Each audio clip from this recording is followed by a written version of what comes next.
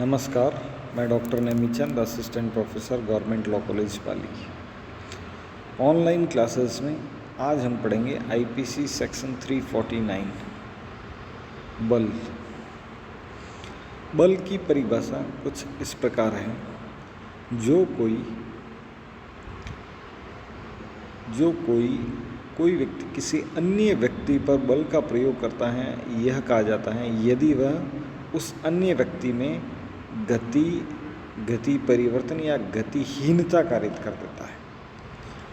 कोई भी व्यक्ति है दूसरे व्यक्ति में तीन बातें कारित करता है, या तो गति या गति परिवर्तन या गतिहीनता, या यदि वह किसी पदार्थ में ऐसी गति परिवर्तन या गतिहीनता कारित कर देता है, या तो किसी अन्य व्यक्ति में कारित करता है गति परिवर्तन या गतिहीनता, या किसी पदार्थ में कारित करता है गति परिवर्तन या गतिहीनता, जिससे उस पदार्थ का स्पर्श उस अन्य व्यक्ति के शरीर के किसी भाग से या किसी ऐसी चीज़ से जिससे वह अन्य व्यक्ति पहने हुए हैं या ले जा रहा है, या किसी ऐसी चीज़ से जो इस प्रकार स्थित है कि ऐसे संस्पर्श से अर्थात उस वस्तु के स्पर्श से उस अन्य व्यक्ति की संवेदन शक्ति पर प्रभाव पड़ता।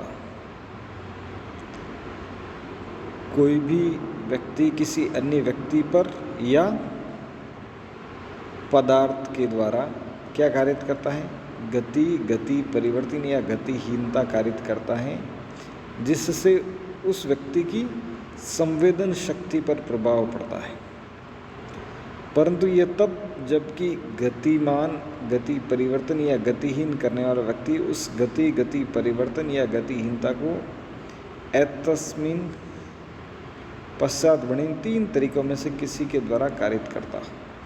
अर्थात जो भी किसी व्यक्ति ने स्वयं द्वारा या किसी पदार्थ के द्वारा गति परिवर्तन या गतिहीनता कारित की है, वह किस प्रकार की है? वह अपने निजी शारीरिक शक्ति द्वारा कारित की है, नंबर 1।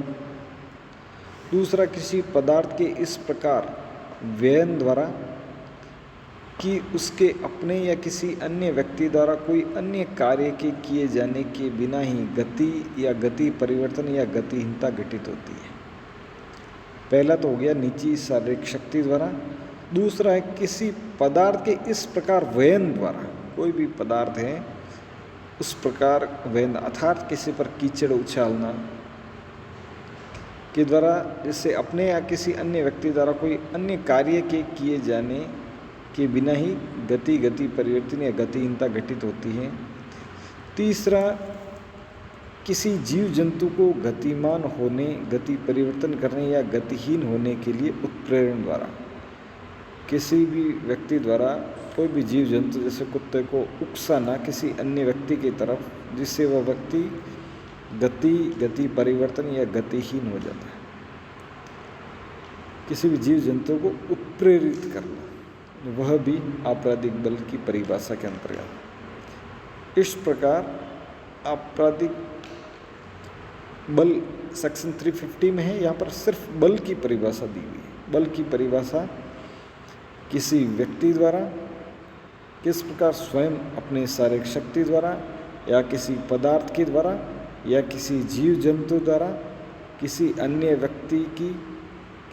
व्यक्ति में गति परिवर्तन या गतिहीन कारित करना, जिससे उसकी संवेदना शक्ति पर प्रभाव पड़ता है, आपराधिक बल की परिभाषा में आएगा। इस प्रकार आपराधिक बल है वह किसी व्यक्ति में भी कारित किया जा सकता है और किसी पदार्थ के द्वारा भी कारित किया जा सकता है। यहाँ पर एक परंतु महत्वपूर्ण है, परंतु यह तब जबकि गतिमान या गति परिवर्तन या गतिहीन करने वाला व्यक्ति उस गति परिवर्तन या गतिहीन को निम्नांकित तीन तरीकों में से किसी के द्वारा कारित करे। इन तीन तरीकों के अलावा कोई भी तरीका नहीं होगा बल की परिभाषा में। पहला अपन पढ़ा निजी शारीरिक शक्ति द्वारा, दूसरा है पदार्थ के द्वारा, पदार्थ के व्ययन द्वारा, या तीसरा जीव जंतु को उत्प्रेरित करने के द्वारा। आगे हम पढ़ेंगे सेक्शन 350 आपराधिक बल व बल एवं आपराधिक बल में क्या अंतर है। धन्यवाद।